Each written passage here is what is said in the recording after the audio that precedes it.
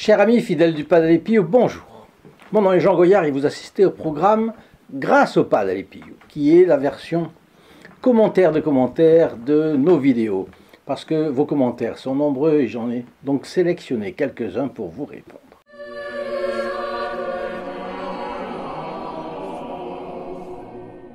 Donc c'est Vincent du Canada qui nous écrit. Et c'est très intéressant. J'ai été guéri d'un mal de tête horrible qui paralysait ma vie. Cela s'est passé une journée où je m'étais levé avec un mal de tête affreux. Je ne voulais pas manquer une journée de travail car j'étais chef d'équipe. Eh bien, j'ai vu le Padre Pio dans ma tête et il m'a guéri. Je n'ai plus eu ce mal de tête par la suite, plus jamais. Donc voilà, un ami canadien qui a été gratifié d'une aide vraiment extraordinaire du Padre Pio. Quand vous avez un mal de tête et ces migraines qui vous font sauter les veines, vous feriez quoi pour vous en débarrasser?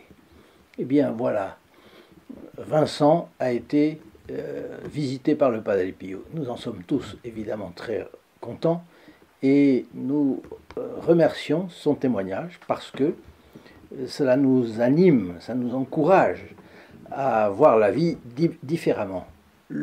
Pour Dieu, il n'y a pas d'anonyme. Pour le Padre Pio, il n'y a pas d'anonyme. Thierry. Eh bien, Thierry aussi avait une douleur épouvantable, et vous allez voir. M'étant inscrit comme protégé du Padre Pio il y a environ 2 semaines, j'en suis ravi. Mon témoignage est celui-ci. Depuis l'adolescence, je souffre d'une double scoliose. Loin de s'améliorer, évidemment, avec le temps. J'ai 59 ans et depuis 5 ans, c'est une douleur aiguë, continuelle, jour et nuit, assis, allongé, debout, toujours la douleur. Et j'ai appris à vivre avec. Je me suis inscrit pour que vous puissiez continuer à diffuser vos vidéos qui font tant de bien.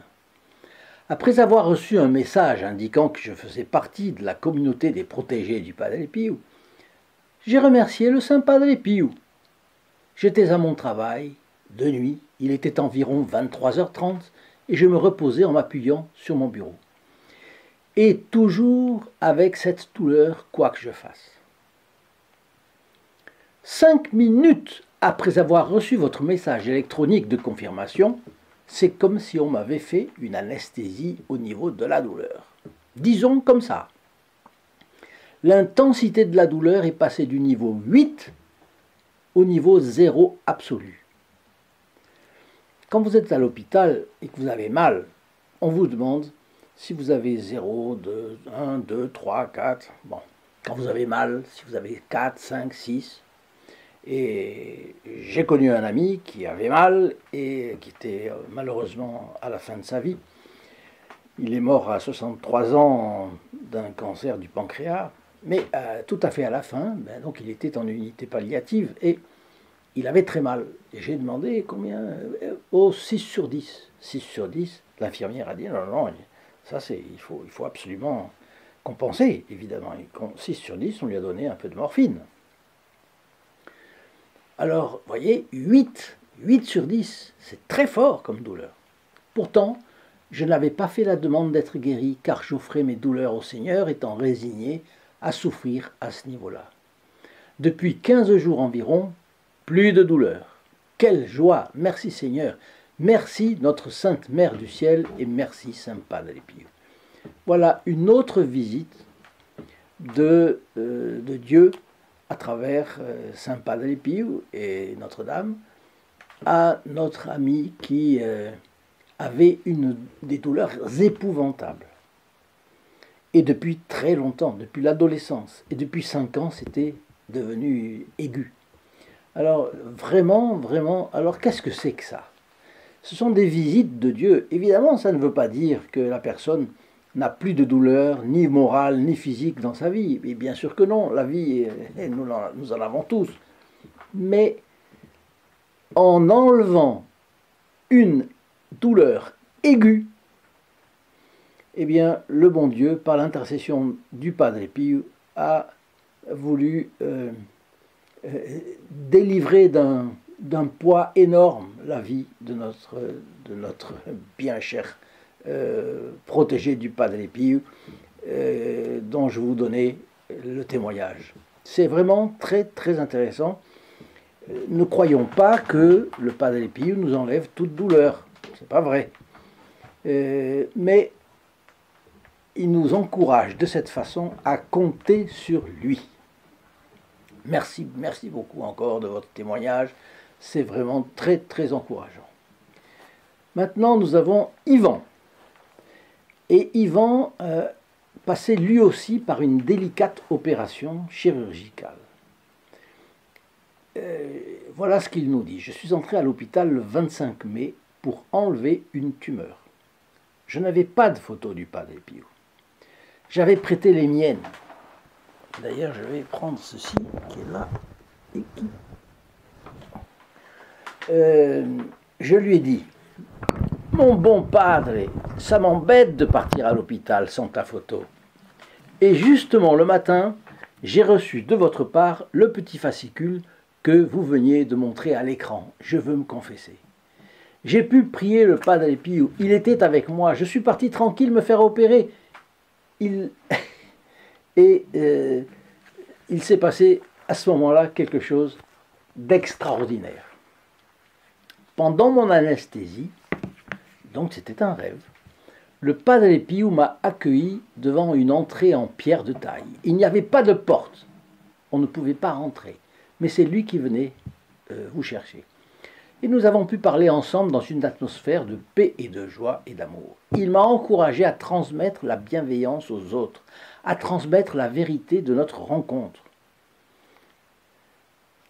À transmettre la vérité de notre rencontre. On dit toujours que quand on a une grâce, si on la garde pour soi, on ne la transmet pas, elle a tendance, ça risque, si on peut la commenter, parce qu'il y a des choses intimes qu'on ne commente pas, mais si on peut la commenter, eh bien, l'âme s'ouvre. Alors que si on le garde pour soi, on ne la commente pas, ça reste comme ça, enfermé, et cela a tendance à faner. Donc, je crois que Yvan fait très bien de nous partager son témoignage. Je me souviens que je ne voulais pas revenir, et il m'a dit « Allez, allez, il faut que tu y ailles !» Depuis, je sens constamment sa présence. Alors, n'est-ce pas extraordinaire? Le Padre Pio qui vient vous rendre visite en rêve pendant l'opération. Ça, c'est fantastique. Et vous apportant la sérénité. Donc, je continue le message que je commentais. Merci à tous les fidèles du Padre Pio. Ne doutez pas, le Padre Pio est plus beau que jamais. Nous devons prier beaucoup pour les âmes égarées. Il y en a tellement. Où que vous soyez, derrière votre téléphone, derrière votre ordinateur, derrière votre écran, le Padre Pio vous bénit tous. Merci infiniment à toute l'équipe de la chaîne. Là aussi, c'est un témoignage très, très encourageant. Vous voyez comme c'est intéressant. Ce sont des choses qui arrivent à protéger du Padre Pio, et même récents, n'est-ce pas? Alors, Christelle nous écrit du Luxembourg, et elle nous dit la chose suivante.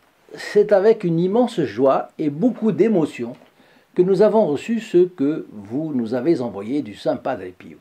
J'en accuse bonne réception et suis très heureuse de faire enfin partie des protégés du Padre Pio. C'était en effet un projet que je mûrissais chaque fois que je visionnais vos vidéos. Mais malheureusement, je remettais à plus tard. Ça, c'est toujours une difficulté pour notre budget. Les dons que certains pensent généreusement à faire à la chaîne sur les pas du Padre Pio, mais vous savez, ce qu'on ne fait pas tout de suite risque de n'être jamais fait. Et c'est pourquoi je remercie Christelle d'avoir été sensible à son inspiration qui venait manifestement du Padre Pio, que, disons, que la bienheureuse Vierge Marie vous protège tout spécialement, Christelle. Un jour, dit-elle, j'ai demandé au Padre Pio, vous voyez comment ça s'est passé.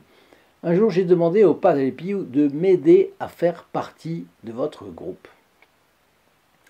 Je vous assure, le lendemain, je me suis réveillé avec une forte motivation interne de finaliser mon inscription.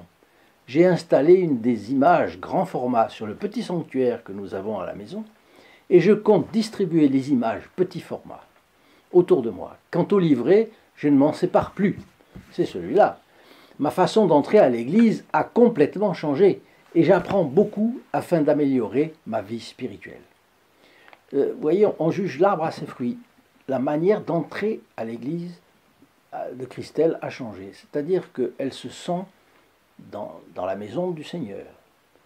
Elle se sent dans un endroit où, au fond, vous savez, la petite lumière rouge qui brille, au fond, le Saint-Sacrement est présent. Donc, devant le Saint-Sacrement, on ne se conduit pas comme on se conduit dehors, évidemment. Et puis, dans cet endroit, combien et combien de prières d'affligés se sont tournées vers le Seigneur. Combien et combien de grâces du Christ ont été répandues sur les personnes qui lui demandaient. Bon, la maison du Seigneur, c'est quelque chose de très important. Ces murs sont sacrés. On n'abîme pas, on ne touche pas, les gens qui font des graffitis sur les murs de l'église, c'est un blasphème. Pardon, pas un blasphème, c'est une profanation.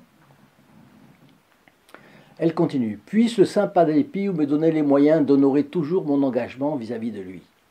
Je tiens à vous remercier de ce que vous entreprenez. Puisse le Seigneur et le Padre Pio vous combler des grâces dont vous avez besoin pour votre évangélisation. Eh bien, Christelle, merci de votre témoignage, vous aussi. C'est très intéressant. C'est très instructif comment le démon travaille. Je commenterai tout ça tout à l'heure d'ailleurs. Marcel, maintenant. C'est très joli. Marcel nous dit la chose suivante. Chers amis, grâce à vous, et surtout au Padre Pio, évidemment surtout au Padre Pio et Notre-Dame, je me suis confessé 60 ans après ma communion. Je suppose que c'est, bon, sa dernière communion, c'est peut-être la communion solennelle ou la première communion. En tout cas, c'est la première fois depuis 60 ans. Je vais à la messe. Ah non, c'est pas sûr. C'est pas sûr. Il s'est confessé 60 ans après sa communion. Ça ne veut pas dire qu'il y en a eu. Il n'y en a pas eu dans le décalage. Non. 60 ans après sa communion. Sa communion, la première communion, certainement. Je vais à la messe régulièrement, au moins une fois par semaine. Je prie le matin, le soir et la nuit en pensant aux souffrances atroces de notre Seigneur. Je suis abonné à votre chaîne et je vous écoute plusieurs fois par jour. Un matin, le parfum de Padre Pio a envahi ma salle de bain où sa photo domine mon miroir. Je suis ressorti plusieurs fois pendant un quart d'heure pour sentir ce parfum. Je suis si heureux de vous écouter et de savoir que Padre Pio est proche de nous. Mais je suis surtout heureux de vivre dans la foi catholique. Ah, voilà. Ça, c'est la chose. Ça, c'est la grande grâce de quelqu'un, c'est d'avoir la foi catholique. Évidemment. J'essaye de convaincre ma famille et mes amis, mais hélas, c'est un échec. Je demande à Padre Pio de m'aider en ce sens. Je crois tellement en Dieu que mes proches m'en font grief. Oui, ça, c'est une chose qui existe. Dans les évangiles depuis 2 mois, j'ai entendu une fois, ou même 2, que notre Seigneur prendra l'un et laissera l'autre. Oui, c'est vrai, la grâce choisit. Et Dieu fait ce qu'il veut, il a le droit avec sa grâce, il nous touche avec sa grâce, c'est magnifique. Mais tout le monde n'a pas la même grâce. Et on peut dire aussi, tout le monde n'a pas la même vitesse non plus. Il ne faut pas se désespérer parce que les gens ne bougent pas. Il y a des gens qui sont lents, d'autres qui sont plus rapides. Donc, il ne faut pas désespérer sur vos proches. Mais effectivement, quand on s'approche du bon Dieu, le monde, le diable est furieux, première chose, et deuxième chose, il essaye de nous ralentir, de nous décourager en faisant en sorte que les personnes autour de nous ne suivent pas et parfois sont contre. Oh, il ne faut pas s'en inquiéter, il faut être persévérant. À nous revient d'être persévérant. Et notre persévérance obtiendra des grâces pour d'autres, pour les autres, autour de nous peut-être même très proches. Il termine sa lettre, un grand merci à vous pour le bonheur que vous nous donnez en changeant notre vie, bien à vous. Bon, ce n'est pas nous qui changeons votre vie. Évidemment, sans la grâce, il n'y a pas un fétu de paille qui ne bouge. Donc, la grâce, elle vient de Dieu. Elle vient de Notre-Dame, canal nécessaire de toutes les grâces. Elle vient du Padre Pio pour nous qui avons spécialement de la dévotion pour le Padre Pio. Donc, c'est une cascade où chaque étape, où chaque est indispensable. Vous et moi, nous ne faisons vraiment pas grand-chose. Ceci dit, il nous faut à notre place faire ce que le bon Dieu nous demande. Et donc, vous, comme nous devons essayer de diffuser au maximum les fiolettes du Padre Pio. Vous savez, c'est un petit peu comme la médaille miraculeuse. Distribuer la médaille miraculeuse, disait Notre-Dame à Sainte Catherine Labouré. Je ne vous demande rien de plus, distribuez-la, moi je ferai le reste. Et on distribue la médaille miraculeuse et il y a des conversions absolument miraculeuses qui se produisent. C'est nous qui avons fait ça? Évidemment que non. Qui a la prétention, ayant donné une médaille, d'avoir obtenu quelque chose? Non. Notre-Dame fait le miracle. Nous avons été juste un peu un trait d'union. Vous voyez, voilà. Audrey du Morbihan, en Bretagne. Bien qu'au chômage, une personne devient donc protégée du Padre Pio. Grand merci de l'envoi des photos du Padre Pio, de son portrait si bien dessiné et du livret de prières et de méditation. Et merci pour l'accueil chaleureux de la personne qui répond pour vous à votre standard téléphonique. Je suis content que ce soit comme ça. Étant momentanément en recherche d'emploi, je n'ai que de faibles revenus, mais je tiens tout de même à participer et à vous accompagner dans votre apostolat pour que d'autres foyers puissent bénéficier de la protection de notre cher Padre Pio. Je renouvelle mes remerciements à tous les membres de votre équipe et tous les protégés du Padre Pio.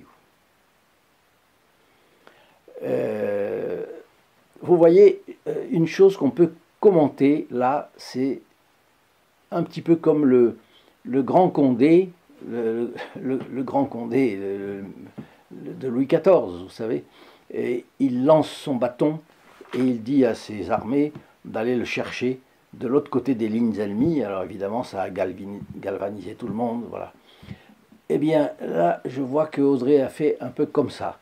Elle était au chômage, elle s'est dit non, je ne vais pas me laisser abattre par ce genre de difficultés, ce genre d'inquiétude, ce genre de principe de précaution qui aujourd'hui est érigé en commandement de Dieu aujourd'hui par le monde actuel. Bon, eh bien non, elle a lancé son bâton de Condé et le Padre Pio la protégera, je vous le garantis. Maintenant, c'est un pseudonyme, une dame qui nous écrit, s'appelle Costocat. Et elle nous écrit en disant « Bonjour, j'ai décidé de devenir une protégée du Padre Pio en écoutant vos vidéos sur les relations entre le Padre Pio et Sainte Thérèse. J'ai beaucoup de dévotion pour Sainte Thérèse qui m'a relevé dans une épreuve difficile. Et j'ai toujours aimé le Saint Padre Pio car j'ai grandi avec lui dans mon cœur. J'ai des difficultés financières en ce moment, mais je me suis dit, qu'est-ce que quelques euros pour tout ce que nous apportera le Saint Padre Pio? Alors j'ai un commentaire très personnel à faire sur la réflexion de Costocat, qui est un petit peu la même chose que précédemment Audrey. Il m'est arrivé de me trouver aussi dans des circonstances analogues. Vous aussi peut-être. Qu'en ai-je tiré? Eh bien que lorsque le démon détecte face à une opportunité de faire le bien au prix d'un sacrifice, il insinue que nous risquons de nous tromper. Ou bien il nous fait remettre à plus tard. Ou bien il nous fait que ce jour-là on est mal, voilà la tête, on repousse. Tout est bon pour fuir le sacrifice. Tout est bon pour fuir l'occasion de faire du bien. Pourquoi? Pas parce que nous sommes pour le mal, non, c'est parce que le démon est là, il tourne. Si tout le bien fait dans l'histoire avait été remis en cause par les bonnes personnes, pas seulement les saints, toutes les bonnes personnes qui ont fait du bien, si toutes ces occasions de sacrifice ou de faire le bien avaient été remises en cause de cette manière, sans lutter contre le démon, la civilisation aurait-elle progressé comme elle l'a fait? L'Église surtout aurait-elle progressé comme elle l'a fait? Pas un missionnaire ne serait parti courir les risques d'évangéliser la planète. Combien d'Alsaciens, de Bretons, de Franc-Comtois qui sont partis de l'autre côté des mers? Et pourtant, notre cher Jésus-Christ n'avait-il pas dit « Allez et enseignez les nations, les baptisant au nom du Père, du Fils et du Saint-Esprit » Le diable, lui, il essaye de nous détourner. Est-ce bien raisonnable, parfois, dit-il? Ou alors, tu es fatigué, remets ça plus tard. Vous voyez, il y a toujours quelque chose qui vient. Le diable déséquilibre l'enjeu, toujours en enflant notre égoïsme. Et lui qui multiplie les audacieux à sa botte, du côté du mal, il cherche à enlever toute audace et tout courage au service du bien. Et il travaille à transformer les militants de l'Église, nous sommes tous par notre confirmation des miles Christi, c'est-à-dire des militants, eh bien il travaille à transformer les militants de l'Église en faibles et en médiocres. Et c'est pourquoi je remercie aussi bien tout à l'heure Christelle, ensuite Audrey, ensuite Costocat, de leur attitude en faveur de la chaîne sur les pas du Padre Pio, mais surtout, je reconnais que leur réaction est vertueuse. Qu'est-ce que quelques euros en balance avec le service du Padre Pio? Le Padre Pio saura faire du bien avec ça. Voyez? Donc, je fais une petite parenthèse. Si quelqu'un qui m'écoute a l'inspiration de se joindre aux protégés du Padre Pio, qui viennent me rendre visite ici en bas, dans la description de cette vidéo, au fameux petit lien www.st-padre-pio.fr. Alors, notre ami continue.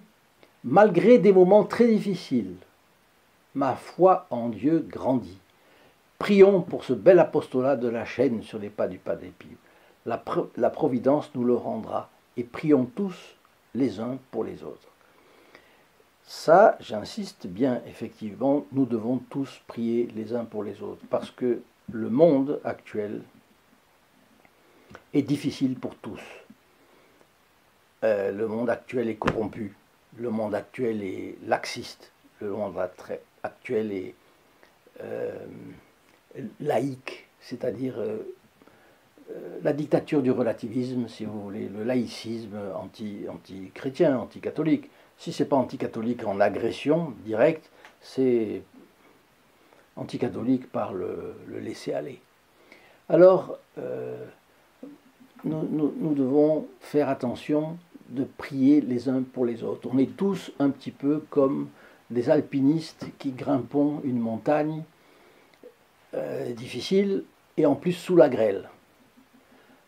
Vous voyez, il y a beaucoup de difficultés. Il faut bien se concevoir que c'est comme ça. Et tout est comme ça. L'éducation des enfants est comme ça. Tout est comme ça. La vie quotidienne est comme ça. Donc prions les uns pour les autres. Nous avons tous nos souffrances. Il y en a qui en ont beaucoup plus fort que d'autres. Eh bien, prions pour chacun. Et enfin, Pascal, qui m'a écrit de Haute-Saône. Et vous allez voir, cette lettre est très intéressante parce que Pascal est quelqu'un qui a réfléchi et il nous fait part de ses réflexions. il remercie, mais au détour de sa gratitude, à chaque phrase, vous allez voir qu'il réfléchit. C'est toujours avec une grande attention que je regarde vos vidéos témoignant des fioletti de notre bon Capucin. J'apprends ce jour l'histoire de ce jeune enfant qui avait prié avec foi et confiance le Padre Pio à travers une simple photographie de ce dernier pour recevoir un train électrique. En échange de quoi il lui promettait de lui apporter des caramels. Comme nous l'enseigne notre Seigneur Jésus-Christ, demandez et vous obtiendrez. Cet enfant a obtenu son train électrique. Mais il a oublié le sac de caramels promis. En remerciement de votre apostolat, je vous adresse un paquet de caramels du Jura. Eh bien Pascal, un grand merci de votre excellent paquet de caramels. Vous allez comprendre pourquoi, je vais vous en parler. Mais c'était excellent, nous l'avons partagé entre nous et on a beaucoup apprécié. Je reprends la lettre de Pascal. Ce petit rien, non, ce n'est pas un petit rien, non, je ne suis pas d'accord. Ce petit rien est beaucoup dans le cœur et l'âme de celui qui vous les offre. C'est un cadeau qui vient du cœur. Et au fond, il y a des cadeaux qui sont faits par pure convention. On le sent très bien et ça ne touche pas. Mais quand on sent qu'un cadeau vient du cœur, eh bien, l'âme de celui qui le reçoit est très touchée. Et ça a été notre cas. Je reprends. C'est un signe d'abandon à notre Seigneur, donc pour Pascal, qui nous offre tant de grâce et dont les fruits sont si merveilleux. Donc, vous voyez, Pascal comprend très bien que son cadeau simple, a priori, d'un paquet de caramels de sa région, c'est un signe d'abandon. Donc on remercie quelqu'un pour le bien qu'on reçoit du bon Dieu et on s'abandonne au bon Dieu.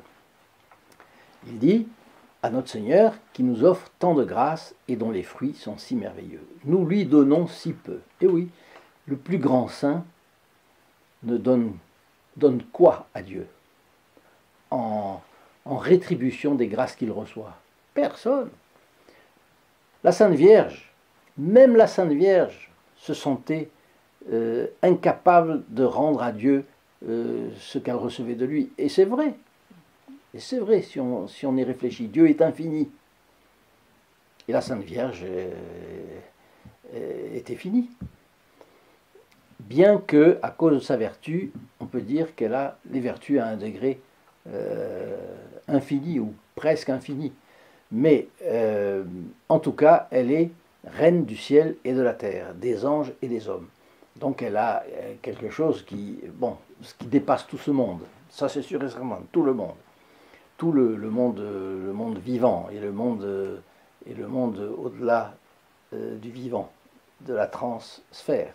Mais de toute façon, nous rendons si peu au bon Dieu. Alors il continue, c'est une sorte de fiat, c'est-à-dire qu'il soit fait selon votre parole, n'est-ce pas?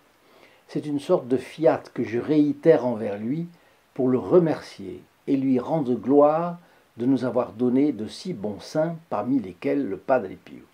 Je remarque que Pascal est comme vous tous, comme moi, comme tout le monde. Nous avons tous nos souffrances, nos poids dans cette vie, nos difficultés. Nous avons des joies qui nous permettent de supporter les difficultés, mais chacun a sa part de souffrance. Et je subodore, bien sûr, la part de souffrance de Pascal. Parce que quelqu'un qui ne souffre pas ne comprend pas ces choses. Et Pascal les a comprises. C'est un modeste cadeau, revient Pascal, c'est un modeste cadeau pour vous remercier de votre apostolat, pour faire connaître les fioletti de notre bon Capucin dans un monde de ténèbres et d'isolement des âmes. Eh bien, c'est vrai, ce monde est effectivement un monde corrompu, et les âmes y sont isolées alors que la civilisation chrétienne faisait autrefois, que les âmes avaient leur place. Chacun avait sa place dans sa famille. Chaque famille dans une famille bien plus vaste. Chacun dans sa corporation, chaque corporation dans sa paroisse, chaque paroisse dans sa région. Et au fond, la société, c'était un petit peu comme les organes d'un corps humain. Tout avait sa place et tout avait sa fonction. Aujourd'hui, les âmes, malheureusement, sont isolées et donc faibles face à quelques Molochs qui disposent de la vie de tous, finalement. Alors, Pascal a compris, et nous sommes sur la même longueur d'onde, qu'effectivement, ce monde, par sa méchanceté, finalement, isole chaque âme des autres. Et il continue.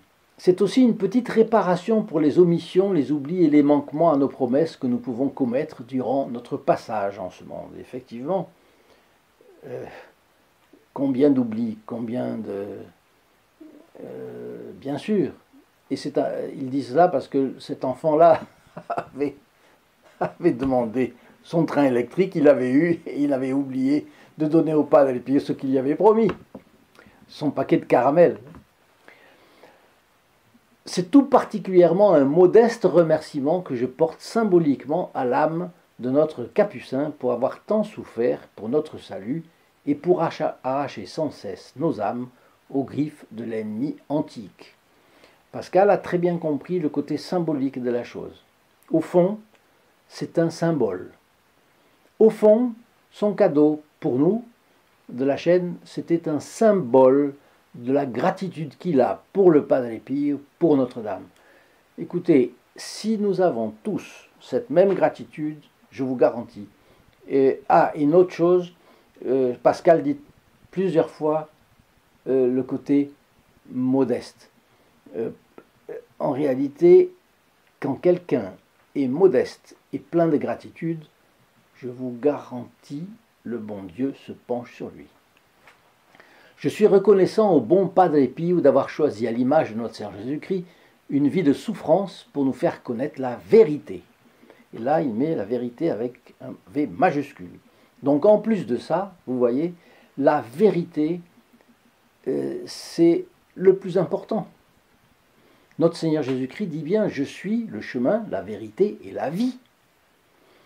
La vérité. Et hors de la vérité, qu'est-ce qu'il y a? Donc, le vrai doit être cultivé par chacun de nous, bien entendu. Le bon et le beau. Et vous savez que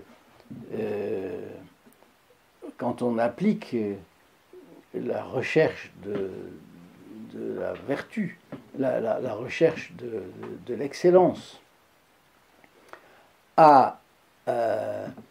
aux trois transcendantaux médiévaux qu'on appelle le verum, le bonum, le pulchrum. Le verum, c'est la vérité. On trouve l'orthodoxie de l'Église catholique apostolique romaine.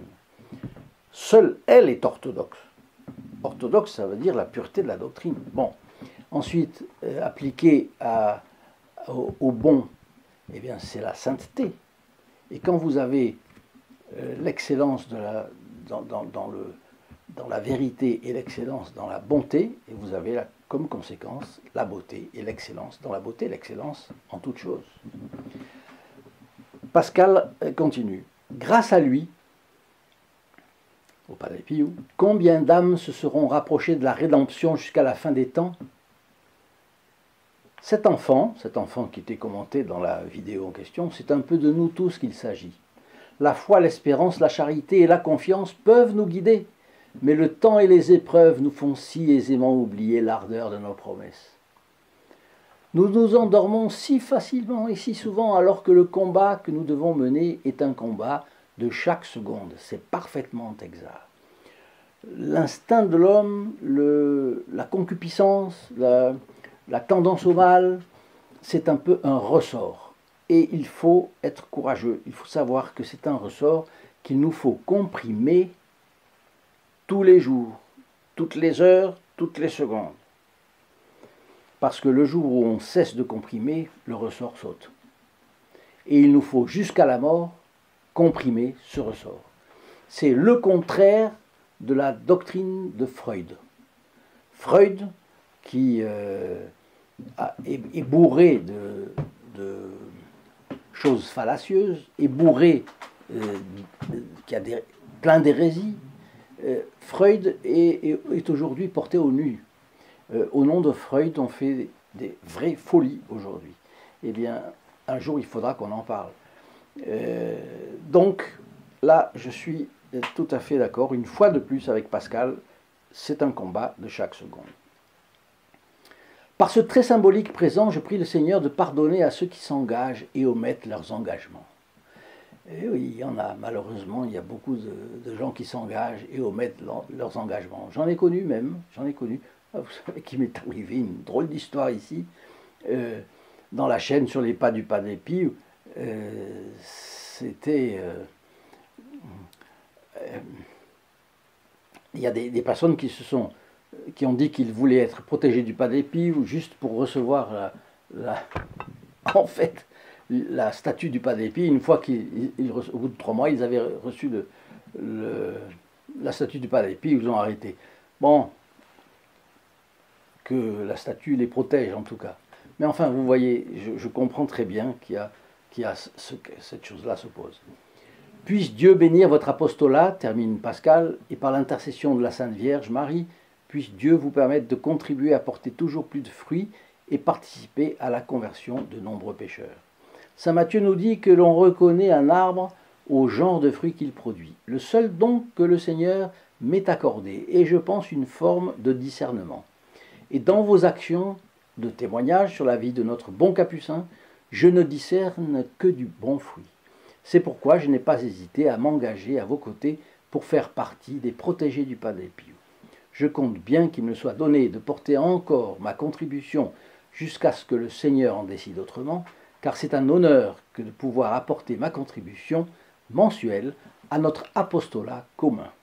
Eh bien, merci encore beaucoup Pascal de votre témoignage, de votre aide régulière et bien sûr à notre apostolat. Oui, je suis d'accord que c'est un honneur de travailler au service du bon Dieu, mais disons qu'il faut travailler chaque fois plus pour que effectivement nous soyons sûrs d'avoir beaucoup de fruits, parce que, disons, il faut travailler comme si notre action ne servait à rien, mais sachant que tout dépend du ciel, et raison pour laquelle il faut prier pour cela. Alors enfin, je dirais un petit mot sur les caramels du Jura, qui sont faits au moyen de produits naturels et de très bonne qualité. Je dis ça parce que c'est le bonbon favori chez moi. C'est tombé pile, vous voyez. Des caramels au beurre salé, une spécialité locale de Franche-Comté, dont je remercie Pascal de me les avoir fait apprécier, parce que je ne les connaissais pas. J'en connaissais en Bretagne, qui sont très bons aussi. Alors c'est un produit typique, parce que le massif montagneux du Jura, qui couvre une partie de la France, et également de la Suisse, puisque ce massif montagneux fait la division, se situe dans notre région de Franche-Comté, et a donné son nom à un de nos départements, puisque vous savez qu'il y a en Franche-Comté 3 départements, le Doubs, la Haute-Saône et le Jura. Alors vous connaissez de nom les fameux vins du Jura, dont les cépages sont cultivés non dans la montagne, mais dans la partie un peu accidentée des collines et des pré-montagnes. Alors il convient, comme tout alcool, et surtout avec les bonnes choses, il faut les consommer avec modération. Mais les vins du Jura sont de grande qualité. Il y a aussi du bon lait. Les vaches ont les alpages qu'il leur faut. Il y a les salines qui sont exploitées depuis le Moyen-Âge grâce aux congrégations religieuses. Donc il y a des nappes phréatiques, il y a des nappes de sel, parce qu'autrefois c'était très longtemps c'était une mer. La mer allait jusque-là, donc elle a déposé du sel, et donc jusqu'à aujourd'hui il y a du sel très profond, il y a à 200 mètres je crois, et il y a du sel. Et on pompe cette nappe mélangée à du sel, donc de la saumure, et on fait apparaître en hauteur le sel, et depuis le Moyen-Âge, on arrive à avoir du sel comme ça. Donc l'originalité, elle est là. Un caramel très tendre, onctueux, à partir de crème de qualité où le sel est parfaitement bien dosé. Donc je ne voulais pas manquer de faire comme ça, de rappeler un produit bien typique de nos terroirs français. Et sur ces entrefaites, je vous souhaite bien sûr une très bonne journée avec le Padre Pio, dans sa compagnie, et en attendant de nous retrouver très très bientôt. Je vous souhaite encore de grandes grâces du Padre Pio. Au revoir. In nome del Padre, del Figliolo e dello Spirito Santo, e così sia. Sia lodato Gesù e Maria, e